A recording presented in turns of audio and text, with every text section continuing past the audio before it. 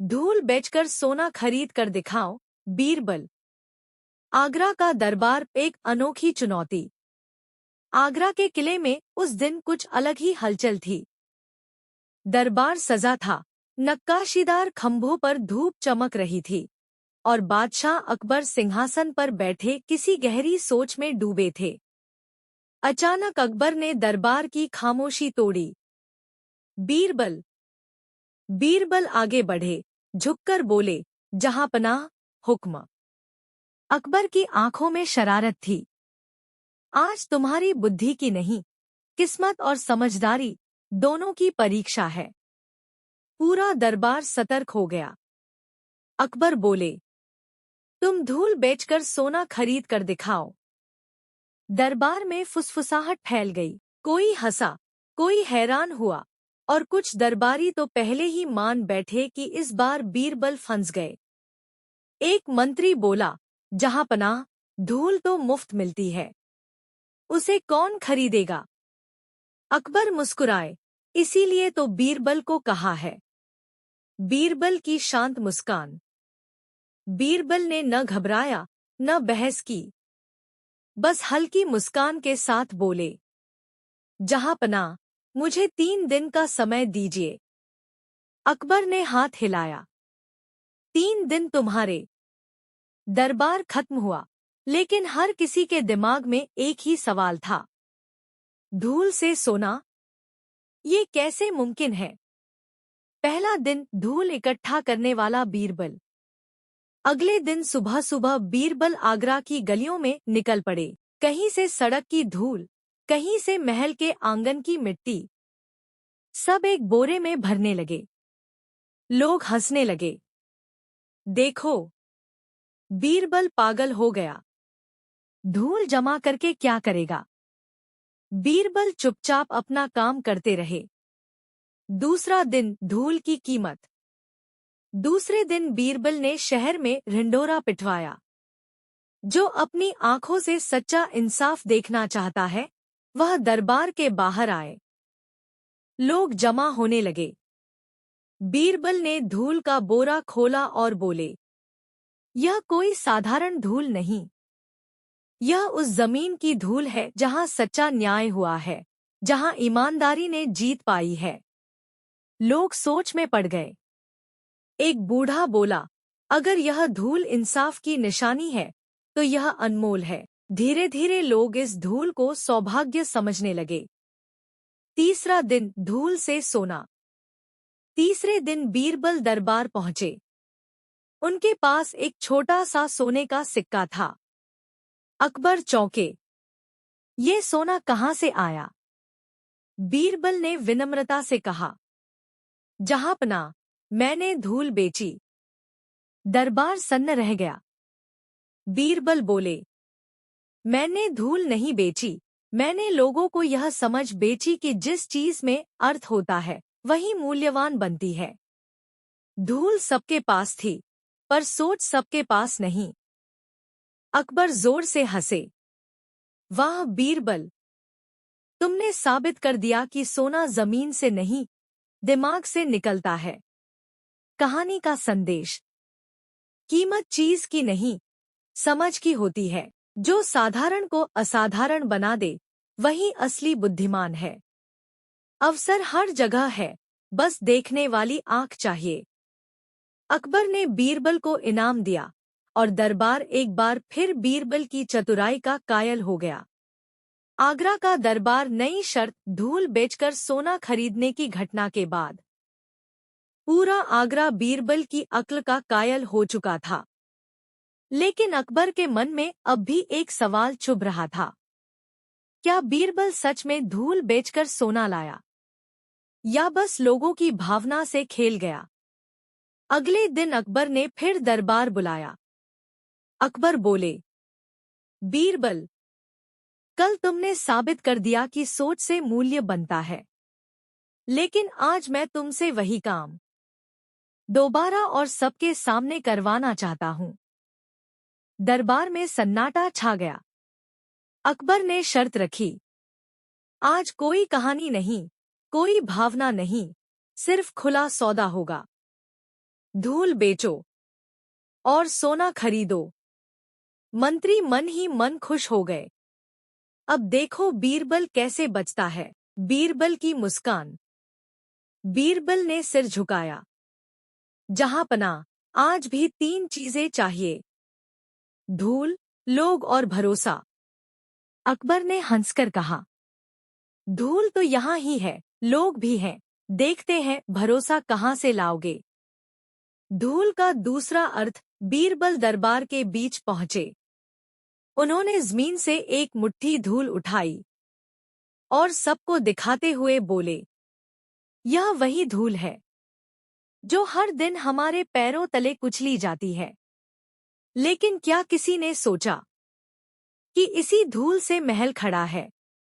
दरबार में सन्नाटा गहराने लगा। बीरबल आगे बोले, मैं यह धूल नहीं बेच रहा, मैं इस धूल की सच्चाई बेच रहा हूं, असली सौदा।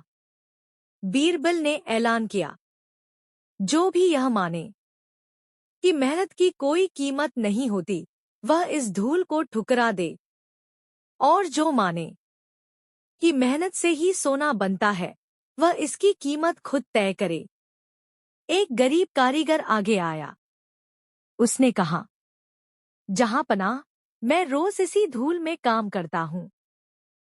मेरे पसीने से ही महल की दीवारें खड़ी हैं। मेरे लिए यह धूल सोने से कम नहीं। उसने अपनी मेहनत की कमाई से एक सोने की छोटी सी मोहर बीरबल के हाथ में रख दी। अकबर की चुप्पी। पूरा दरबार स्तब्ध था। अकबर ने उस सोने की मोहर को देखा, फिर उस धूल को। धीरे से बोले, आज समझ आया बीरबल, कल तुमने लोगों की सोच बेची थी, आज तुमने लोगों की मेहनत की इज्जत बेची है।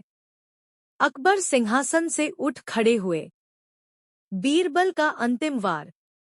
बीरबल ने झुककर कहा, जहांपनाह, धूल तभी सोना बनती है जब उसे घमंड नहीं, मेहनत छूती है। पूरा दरबार तालियों से गूंज उठा। मंत्री सिर झुकाकर खड़े थे और अकबर मुस्कुरा रहे थे। भाग 2 का संदेश। असली सोना बाजार में नहीं, मेहनत में बनता है।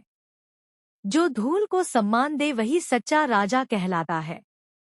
सोच और श्रम मिल जाए तो असंभव भी संभव हो जाता है। आगरा का दरबार आखिरी परीक्षा। भाग 2 के बाद पूरा आगरा बीरबल की अक्ल और समझ का लोहा मान चुका था। लेकिन दरबार में कुछ चेहरे अब भी सख्त थे। वे मंत्री जिनकी दौलत सोने से बनी थी, पर सोच धूल से भी हल्की। अगले दिन अकबर ने बिना शोर शराबे के एक छोटा सा दरबार बुलाया।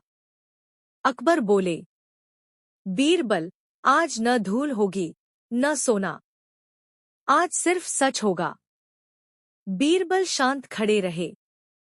अकबर ने अंतिम प्रश्न रखा, अगर राजा खुद उस धूल को कुचल दे जिससे उसका महल खड़ा है, तो क्या वह सोना कहलाएगा या मिट्टी? पूरा दरबार सांस रोके खड़ा था। बीरबल का सबसे भारी जवाब।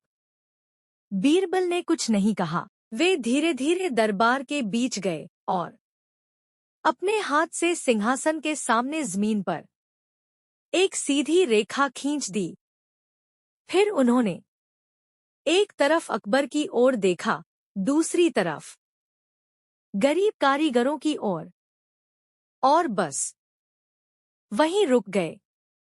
रेखा का अर्थ सब समझ चुके थे, पर कोई बोलने की हिम्मत नहीं कर रहा था।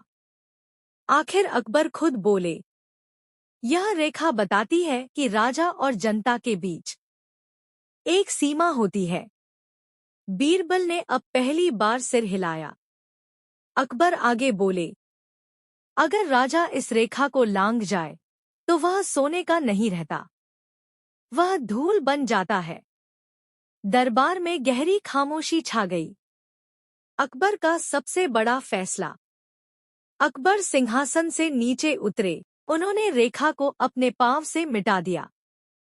फिर बोले, आज से मेरे महल की धूल मेरे लिए सोने से कीमती होगी। उन्होंने ऐलान किया, कारीगरों की मजदूरी बढ़ेगी, गरीबों पर नया कर नहीं लगेगा और दरबार में सच बोलने पर कोई सजा नहीं होगी। बीरबल की अंतिम बात। बीरबल ने झुककर कहा, जहांपनाह, धूल तब तक धूल रहती है जब तक उसे कुचला जाए, और राजा तब तक राजा रहता है जब तक वह उसे उठाकर सीने से लगाए। अकबर की आंखें नम हो गईं। पूरी कहानी का अंतिम संदेश। राजा की ताकत सोने में नहीं, जनता के भरोसे में होती है। जो धूल को सम्मान दे वही इतिहास में चमकता है। सच्चा सोना हमेशा झुककर ही पहचाना जाता है। आगरा के बाहर की दुनिया, एक नई शुरुआत। भाग 3 के फैसलों के बाद आगरा बदला सा लगने लगा था। महल की दीवारों के भीतर ही नहीं, बाहर की गलियों में भी एक नई हवा बह रही थी। कारीगरों के चेहरे पर सुकून था, मजदूरों की आंखों में भरोसा, और किसानों के कदमों में फिर से ताकत लौट आई थी। लेकिन हर बदलाव के साथ एक डर भी जन्म लेता है। दरबार के कुछ पुराने मंत्री, जिनका सोना तिजोरियों में दबा था और दिलों में घमंड, अब चुप नहीं बैठने वाले थे। मंत्रियों की गुप्त साजिश। रात के अंधेरे में महल के एक बंद कमरे में 3 बड़े मंत्री इकट्ठा हुए। पहला मंत्री फुसफुसाया, अगर यह सिलसिला चलता रहा तो धूल सच में सोने से कीमती हो जाएगी और हमारा सोना बेकार। दूसरा बोला, बीरबल ने राजा को बदल दिया है। राजा झुकने लगा है, और झुका हुआ राजा हमारे काम का नहीं। तीसरा मंत्री धीमी हंसी हंसा, तो क्यों न बीरबल की अक्ल को ही धूल में मिला दिया जाए। योजना बन चुकी थी। अकबर की नई परीक्षा। अगले दिन अकबर ने एक ऐतिहासिक ऐलान किया, मैं स्वयं आगरा की प्रजा के बीच जाकर देखना चाहता हूं कि मेरे फैसलों का असर क्या हुआ है। मंत्रियों के चेहरे उतर गए।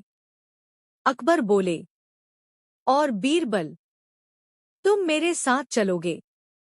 बिना किसी पहचान के बीरबल मुस्कुराए। जहांपनाह, असली सोना हमेशा खुली हवा में ही चमकता है। राजा और बीरबल आम आदमी के भेष में, दोनों साधारण कपड़ों में, आगरा की गलियों में निकले। पहली गली में एक बूढ़ा मजदूर मिला। अकबर ने पूछा, बाबा, आजकल हाल कैसे हैं? बूढ़ा बोला, पहले हम धूल थे, अब इंसान समझे जाते हैं। अकबर का सिर झुक गया। दूसरी गली में एक सुनार मिला। वह बोला, सोना तो वही है, पर अब लोग मेहनत को भी तौलते हैं। बीरबल चुप थे, पर उनकी खामोशी सब कुछ कह रही थी। मंत्रियों का जाल। उधर मंत्रियों ने अफवाह फैला दी। राजा धूल को सोना मानने लगे हैं। जल्द ही सोना बेकार घोषित होगा। शहर में हलचल मच गई। लोग डरने लगे। अकबर को यह खबर मिली। दरबार फिर सजा। मंत्री ऊंची आवाज में बोले, जहांपनाह, आपके फैसलों से राज्य अस्थिर हो रहा है। पूरा दरबार बीरबल की ओर देखने लगा। बीरबल का सबसे बड़ा खेल। बीरबल ने कुछ नहीं कहा। वे आगे बढ़े और दरबार के बीच एक तराजू रखवा दिया। एक पल्ले में सोने की ईंट रखी, दूसरे में धूल से सना हुआ एक मजदूर का फटा कपड़ा। फिर बीरबल ने मजदूर को बुलाया और उससे कहा, इस कपड़े की कहानी सुनाओ। मजदूर बोला, इस धूल में मेरे पसीने की खुशबू है। इससे महल खड़ा है और राजा का नाम ऊंचा है। बीरबल ने तराजू छोड़ा। तराजू झुका नहीं, टूट गया। दरबार में भूचाल। बीरबल तब बोले, जहांपनाह, जब इंसाफ तौला जाए तो तराजू टूटते हैं, क्योंकि मेहनत और सम्मान कभी बराबर नहीं तौले जा सकते। मंत्रियों के चेहरे सफेद पड़ गए। अकबर का ऐतिहासिक निर्णय। अकबर उठ खड़े हुए। आज मैं समझ गया हूं। जो मंत्री धूल को नीचा समझते हैं, वे राज्य को नीचा समझते हैं। उन्होंने तीनों मंत्रियों को पद से हटा दिया। फिर बीरबल की ओर देखकर बोले, आज तुमने फिर साबित कर दिया, राजा सोने से नहीं, सच से अमीर होता है। अंतिम दृश्य इतिहास बनता हुआ। उस शाम आगरा की मिट्टी पर सूरज की रोशनी पड़ी। वह धूल अब धूल नहीं थी, वह गवाही थी एक ऐसे राज्य की जहां इंसान की कीमत उसके सोने से ज्यादा थी। बीरबल ने आसमान की ओर देखा और मन ही मन कहा, जब सोच बदल जाए तो धूल भी ताज पहन लेती है। भाग 4 का संदेश।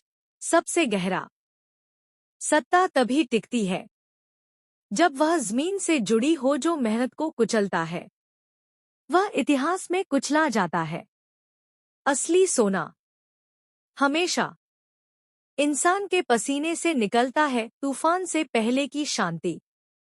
भाग 4 के बाद आगरा में शांति थी, लेकिन यह शांति वैसी थी जैसी तूफान से ठीक पहले होती है। मंत्रियों की बर्खास्तगी के बाद दरबार साफ हो चुका था, पर दूर दराज के सूबेदार, जिनकी ताकत सोने से बनी थी, अब डरने लगे थे। वे सोचने लगे, अगर धूल की इज्जत बढ़ती रही तो हमारा सोना किस काम का। और यहीं से इतिहास ने करवट ली। साम्राज्य की सीमा पर विद्रोह। एक सुबह दरबार में हड़बड़ी मच गई। एक सिपाही दौड़ता हुआ आया। जहांपनाह, पूर्वी सूबे के नवाब ने कर देने से मना कर दिया है। वह कहता है, जिस राज्य में धूल को सोना कहा जाए वह राज्य चल नहीं सकता। दरबार सन्न रह गया। सबकी नजरें अकबर पर थीं। अकबर ने सिर्फ एक नाम लिया, बीरबल। अकबर का सबसे कठिन सवाल। अकबर ने कहा, बीरबल, आज सवाल धूल या सोने का नहीं है। आज सवाल है, साम्राज्य बचेगा या टूटेगा। बीरबल कुछ पल चुप रहे, फिर बोले, जहांपनाह, अगर साम्राज्य सोने से बना है तो टूट जाएगा। अगर इंसानों से बना है तो कोई उसे तोड़ नहीं सकता। अकेले विद्रोह के बीच सबको लगा सेना भेजी जाएगी, लेकिन बीरबल ने कहा, न सेना, न हथियार, आज सिर्फ धूल जाएगी। अकबर चौंक गए। तुम अकेले जाओगे? बीरबल मुस्कुराए। जहांपनाह, जहां डर जाता है वहां समझ अकेली ही काफी होती है। विद्रोही सूबा घमंड का किला। बीरबल विद्रोही नवाब के दरबार में पहुंचे। चारों ओर सोना, हीरे, हथियार। नवाब हंसते हुए बोला, तो तुम हो वह बीरबल जो धूल बेचकर सोना खरीदता है। बीरबल ने कुछ नहीं कहा। उन्होंने जमीन से एक चुटकी धूल उठाई और नवाब के ताज पर रख दी। दरबार में सन्नाटा। बीरबल का इतिहास वाला वार। नवाब गुस्से से बोला, तुम्हारी हिम्मत कैसे हुई? बीरबल शांत स्वर में बोले, मैं सिर्फ यह देखने आया था कि यह ताज सोने का है या जमीन का कर्जदार। नवाब चिल्लाया, मेरे पास सेना है, बीरबल बोले, और तुम्हारे पास प्रजा नहीं है। आखिरी परीक्षा जनता का सच। बीरबल ने नवाब से कहा, एक दिन के लिए अपने खजाने बंद कर दो और देखो कौन तुम्हारे साथ खड़ा है। नवाब ने चुनौती स्वीकार कर ली। अगले दिन न मजदूर आए, न किसान, न सिपाही। दरबार खाली था, सिर्फ धूल उड़ रही थी। नवाब का टूटना। नवाब का घमंड टूट गया। वह बोला, मेरे पास सब कुछ था, फिर भी मैं अकेला क्यों हूं? बीरबल ने जमीन की ओर इशारा किया। क्योंकि तुमने जिस धूल को कुचला, उसी ने तुम्हें छोड़ दिया। नवाब घुटनों पर बैठ गया। साम्राज्य की जीत। नवाब आगरा पहुंचा। अकबर के सामने सिर झुकाया। जहां पनाह, आपका राज्य सोने से नहीं, इंसाफ से चलता है। अकबर ने बीरबल की ओर देखा। आंखों में गर्व था। इतिहास का फैसला। अकबर ने घोषणा की, आज से मेरे साम्राज्य में धूल का मतलब होगा मेहनत, और सोने का मतलब होगा ईमानदारी। दरबार गूंज उठा। पूरी श्रृंखला का अंतिम संदेश। भाग 1-5। साम्राज्य तलवार से नहीं, सोच से बनते हैं। जो धूल को कुचलता है, वह खुद इतिहास में कुचला जाता है। बीरबल इसलिए महान नहीं था क्योंकि वह चतुर था, बल्कि इसलिए क्योंकि वह इंसान को सबसे ऊपर रखता था। शांति के पीछे छिपा खतरा। विद्रोह शांत हो चुका था। नवाब झुक चुका था। प्रजा खुश थी। पूरा साम्राज्य मान चुका था। बीरबल सिर्फ अकबर का सलाहकार नहीं, राज्य की आत्मा है। लेकिन इतिहास कभी सीधा नहीं चलता।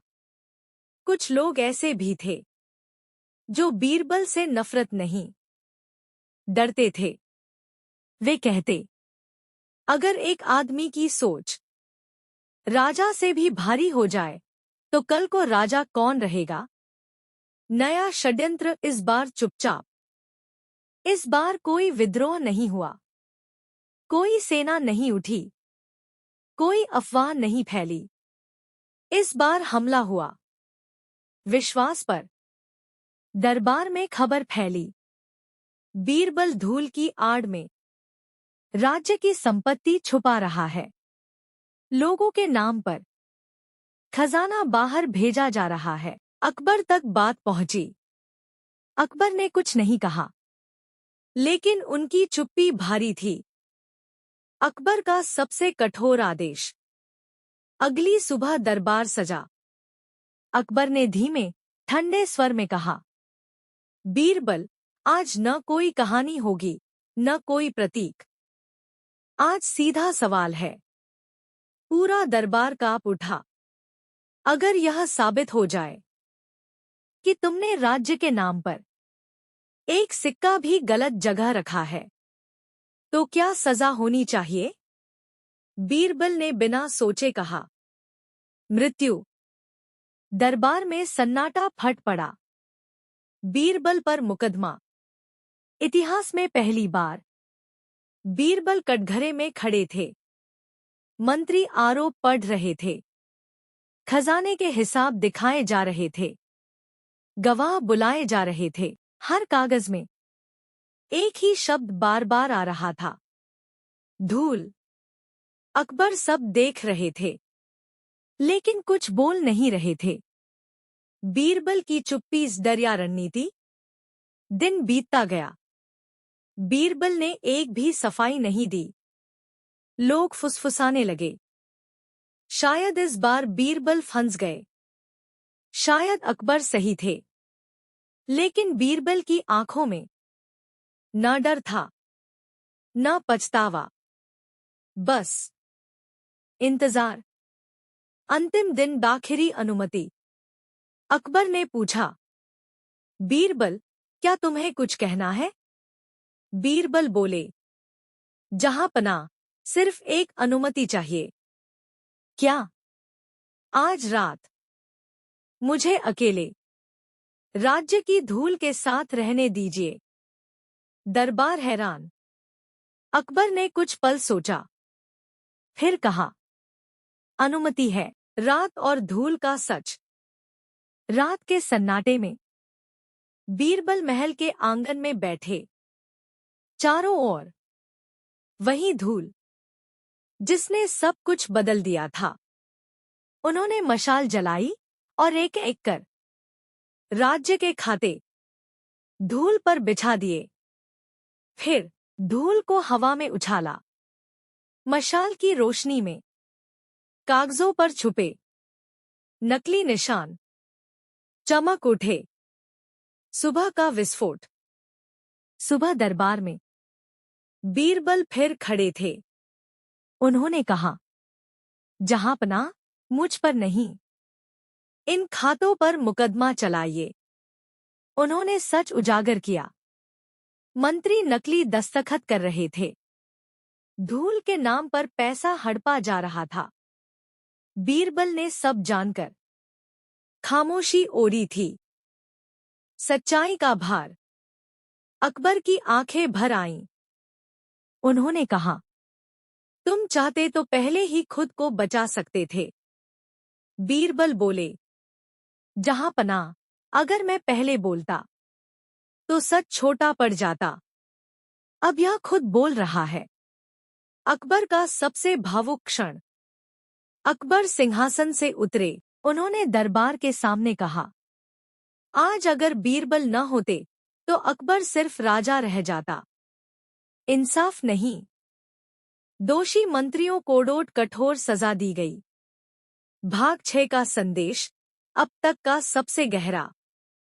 सच्चाई को बचाने के लिए कभी कभी खुद को कटघरे में खड़ा करना पड़ता है।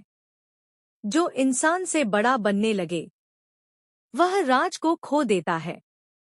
बीरबल महान इसलिए नहीं क्योंकि वह हमेशा सही था, बल्कि इसलिए क्योंकि वह सच के लिए चुप भी रह सकता था। एक अजीब सुबह।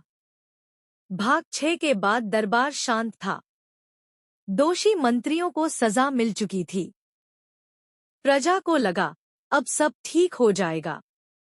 लेकिन अगली सुबह आगरा के किले में एक अजीब खबर फैल गई। बीरबल दरबार में नहीं आए। पहली बार ऐसा हुआ था। खाली जगह जो सबको दिखने लगी। अकबर सिंहासन पर बैठे थे।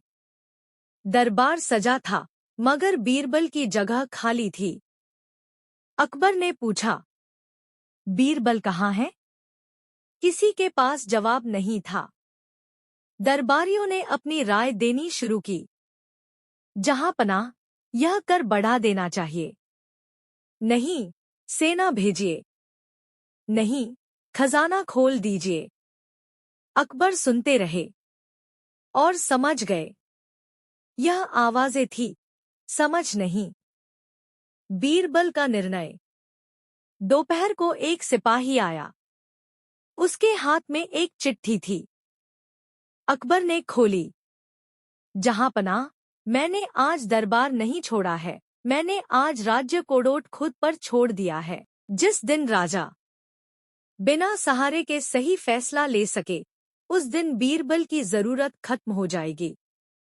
अकबर की आंखें रुक गईं। पहली बड़ी भूल। उसी दिन एक छोटा मामला आया। 2 किसानों के बीच पानी को लेकर झगड़ा। बीरबल नहीं थे। अकबर ने बिना सोचे एक के पक्ष में फैसला दे दिया। शाम तक पूरे इलाके में हंगामा मच गया। अकबर समझ गए, जल्दबाजी भी एक अन्याय है। दरबार बिना बीरबल। दिन बीतने लगे। छोटे फैसले गलत होने लगे। सही लोग बोलना छोड़ने लगे और चापलूसों की आवाज तेज होने लगी। अकबर के चेहरे से मुस्कान गायब हो गई। अकबर की आत्ममंथन वाली रात। एक रात अकबर अकेले थे। उन्होंने महल की खिड़की से आगरा की मिट्टी देखी, वही धूल। उन्हें बीरबल के शब्द याद आए। धूल राजा को याद दिलाती है कि वह भी जमीन से ही आया है। अकबर की आंखें नम हो गईं। अकबर का अप्रत्याशित कदम। अगली सुबह अकबर साधारण कपड़ों में महल से बाहर निकले, बिना तामझाम, बिना पहरेदार। वे खुद प्रजा के बीच गए। प्रजा का फैसला।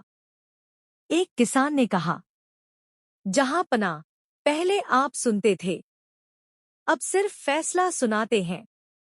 एक बूढ़ी औरत बोली। बीरबल सवाल पूछता था, आप जवाब देने लगे। हर शब्द अकबर के दिल पर पड़ रहा था। बीरबल की वापसी नहीं। परीक्षा पूरी। शाम को अकबर वापस लौटे।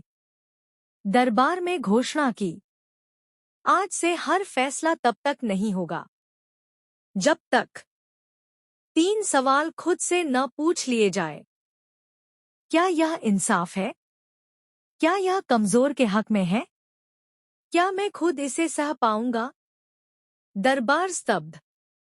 उसी रात बीरबल उसी रात बीरबल दरबार में आए। चुपचाप। अकबर सिंहासन से उतर आए। बिना शब्दों की मुलाकात। कोई संवाद नहीं हुआ, कोई शिकायत नहीं।